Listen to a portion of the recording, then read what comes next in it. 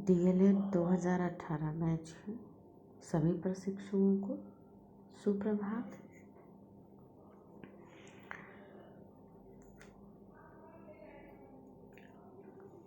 पिछले टॉपिक में हमने जो है विविध प्रकार के कवियों की चर्चा की।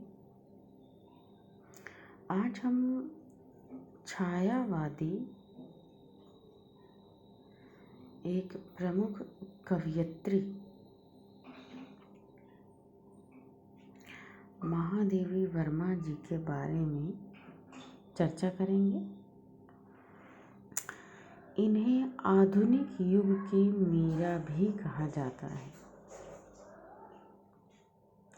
क्योंकि मीरा की तरह ही इनकी कविताओं में वेदना है।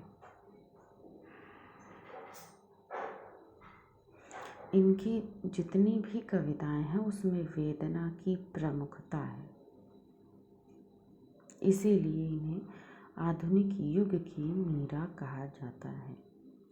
परीक्षा में अक्सर प्रश्न पूछता है कि आधुनिक युग की मीरा किसे कहा जाता है, तो उत्तर है महादेवी वर्मा जी।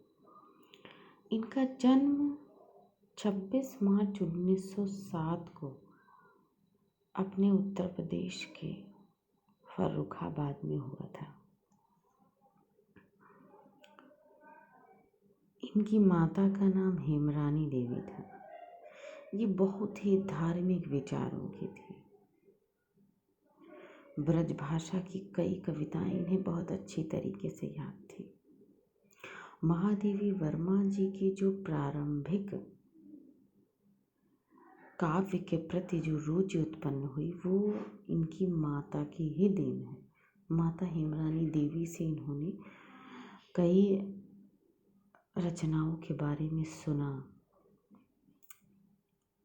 वो कई घंटों सुबह पूजा किया करती थी। और इनके पिताजी गोविंद प्रसाद वर्मा थे, जो कि व्यवसाय से अध्यापक थे। इनकी प्रारंभिक शिक्षा जो हुई वो इंदौर में हुई। उच्च शिक्षा प्रयाग में हुई और ये फिर बाद में प्रयाग में ही रहने लगी। इन्होंने अपनी एमए की डिग्री कंप्लीट की संस्कृत से, वो भी इन्होंने प्रयाग से ही कंप्लीट की थी। उस समय का समय था जब छोटे पर ही विवाह हो जाया करते थे, तो इनका भी बाल विवाह हुआ था। 9 वर्ष की अल्पायु में ही इनकी शादी हो गई थी। इनके पति का नाम रूप नारायण सिंह था। 1916 में इनकी शादी हुई थी। ये व्यवसाय से डॉक्टर थे।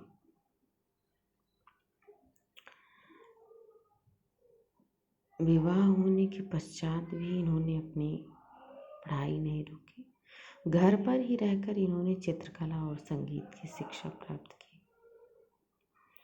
इनका वैवाहिक जीवन बहुत अच्छा, बहुत सफल तो नहीं रहा और 1966 में ही इनके पति रूप नारायण सिंह की मृत्यु हो गई। उसके बाद ये बिल्कुल अकेली पड़ गई। फिर भी इन्होंने इस रचना जगत में आकर हमारे हिंदी साहित्य को बहुत सारे ग्रंथ दिए। ये उत्तर प्रदेश विधान परिषद की मनोनीत सदस्य भी रही कुछ समय तक।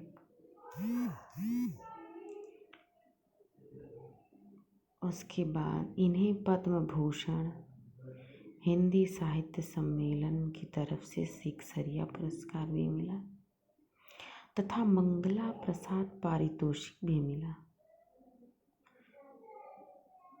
मई 1983 ईस्वी में इन्हें भारत भारती पुरस्कार से सम्मानित किया गया। एक सम्मानित और प्रतिष्ठित पुरस्कार है।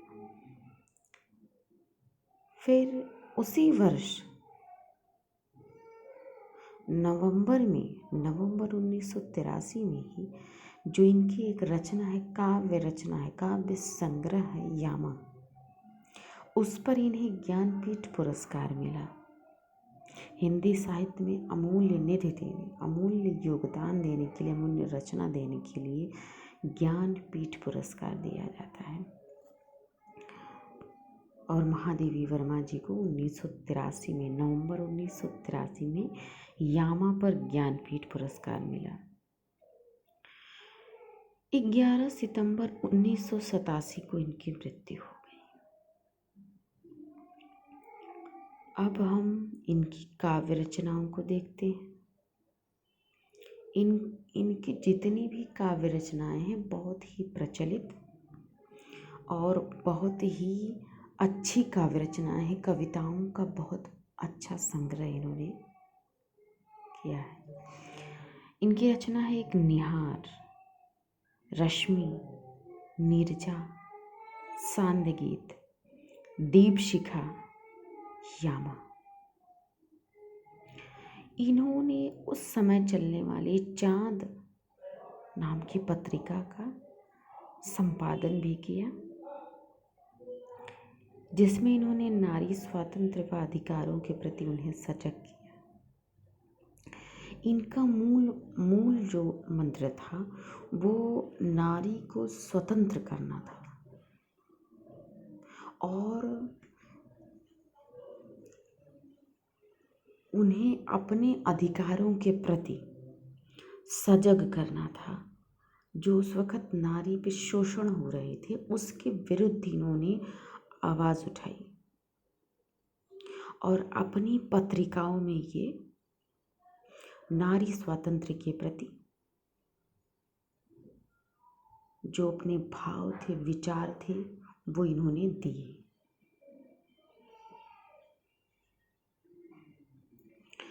आगे इनकी रचना थी अतीत के चलचित्र, स्मृति की रेखाएं, श्रृंखला की कड़ियाँ।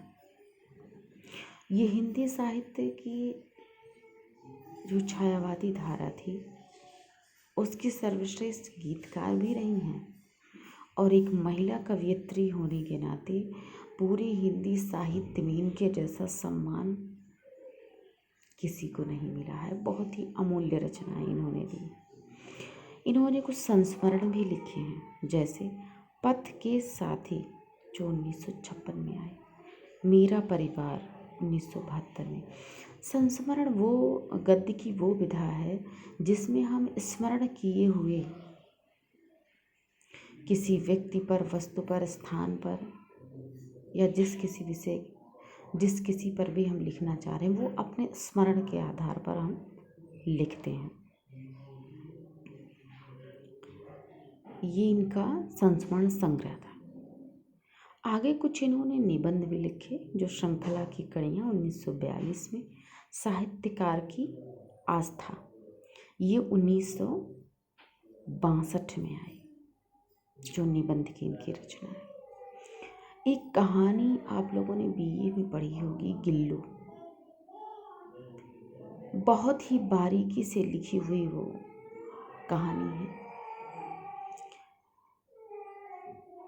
उसमें इन्होंने एक व्यक्ति के भावों को, उसकी जीवन शैली को, उसकी अपेक्षाओं को बहुत ही अच्छे ढंग से उकेरा है।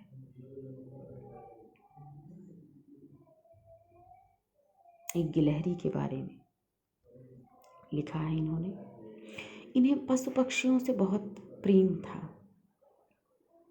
इन्होंने अपने घर में मोर, गिलहरी, हिरन, ये सब जानवर पाल रखे थे और दैनिक जीवन में उन्हीं को ये महत्ता देती थी, उन्हीं के साथ अपना जीवन यापन करती थी और उन्हीं को देख के खुश रहती थी।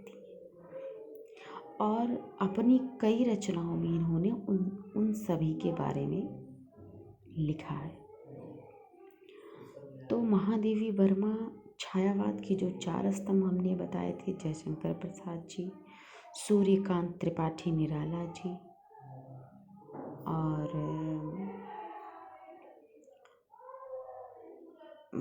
सुमिता नंदन पंत जी और महादेवी वर्मा जी। उन चारों में से एक स्तंभ ये हैं महादेवी वर्मा जी, जिन्होंने छायावादी युग में अपनी अमूल्य रचनाएं दी हैं, जो आज भी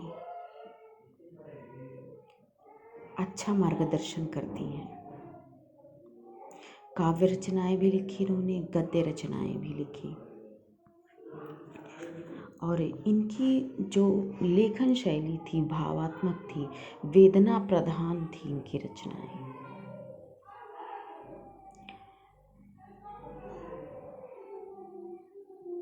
तो ये था महादेवी वर्मा जी के बारे में। इनकी रचनाओं के बारे में, इनकी जितनी भी रचनाएं हैं बहुत ही परीक्षा की दृष्टि से बहुत ही महत्वपूर्ण है। इनका जीवन नारी जीवन के लिए सीखने योग्य है, इसलिए भी ये महत्वपूर्ण एक कवयित्री हैं। तो आज के लिए बस इतना ही। आगे किसी और लेखक के बारे में हम आपको बताएंगे। तब तक के लिए धन्यवाद।